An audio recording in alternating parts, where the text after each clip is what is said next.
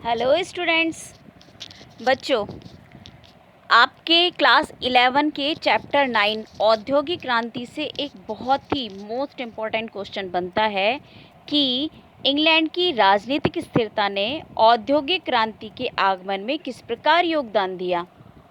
हालांकि ये उसी क्वेश्चन का पार्ट है जिसमें ये पूछा जाता है कि औद्योगिक क्रांति की शुरुआत इंग्लैंड से ही क्यों होती है या फिर ब्रिटेन से ही क्यों होती है। लेकिन इंग्लैंड की राजनीतिक स्थिरता ने औद्योगिक क्रांति के आगमन में किस प्रकार योगदान दिया, ये उस क्वेश्चन का एक पार्ट है। तो आज इस क्वेश्चन में हम सिर्फ इतना ही सॉल्व करेंगे कि किस तरीके से इंग्लैंड की राजनीति या राजनीतिक स्थिरता औद्योगिक क्रांति के आगमन में अपना रोल निभाती है। तो बच्चों, इसका आंसर हम कुछ इस तरीके से दे सकते हैं कि 17वीं शताब्दी में जो इंग्लैंड था या ब्रिटेन था वो राजनीतिक दृष्टि से बहुत ही मजबूत और संतुलित था। इंग्लैंड के 3 हिस्से थे, यानी कि ब्रिटेन के 3 हिस्से थे, इंग्लैंड, वेल्स और स्कॉटलैंड।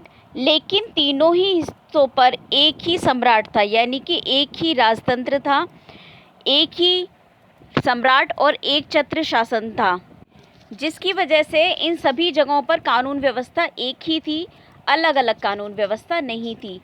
एक ही कानून व्यवस्था होने की वजह से आर्थिक दृष्टि से किसी तरह की परेशानियां नहीं थी। एक ही तरह के सिक्के का प्रचलन था, एक ही तरह की मुद्रा प्रणाली थी इन सभी जगहों पर, और एक ही तरह की बाजार व्यवस्था थी, यानी कि व्यापारियों के सामने किसी तरह की कोई समस्या नहीं थी। अगर इन जगहों पर अलग अलग व्यवस्था होती तो व्यापारियों को बहुत बड़ी मुश्किलें आने वाली थी, आर्थिक रूप से उन्नति करना बहुत मुश्किल हो जाने वाला था, क्योंकि इन सभी जगहों पर एक ही शासन होने की वजह से ये हुआ कि जो स्थानीय लोग थे वो किसी तरह के कोई कर नहीं लगा सकते थे, कोई दूसरा नया नियम नहीं लगा सकते थे, और अपने क्षेत्र से गुजरने वाले सामान पर वो अपना अपना अलग कर नहीं लगा सकते थे और ना ही कोई अपना अलग नियम लगा सकते थे। तो इसका फ़ायदा व्यापारियों को मिलता था, विनिमय करने में कोई दिक्कत नहीं आती थी। तो इस तरीके से व्यापारियों के सामने समस्याएं कम थीं। इस राजनीतिक स्थिरता के होने की वजह से मुद्रा प्रणाली का प्रयोग बढ़ता है, विनिमय में मुद्रा प्रणाली का प्रयोग बढ़ता है, आदान प्रदान बढ़ता है और व्यापार भी बढ़ता है।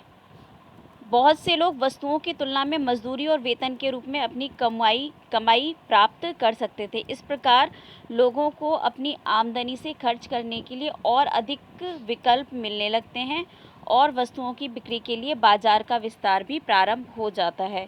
व्यापार बढ़ता है, बाजार व्यवस्था बढ़ती है, राजनीतिक स्थिरता की वजह से इन आर्थिक चीज़ों को प्रोत्साहन मिलता है।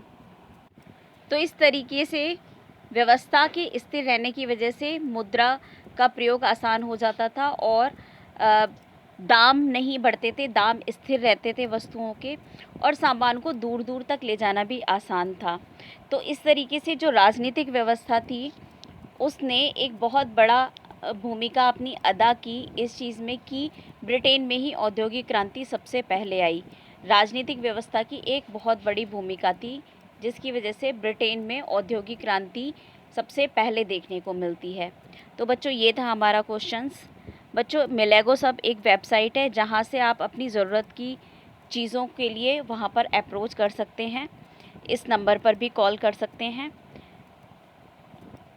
मोस्ट इम्पॉर्टेंट क्वेश्चंस के आगे की वीडियो मैं आपको डालती रहूँगी।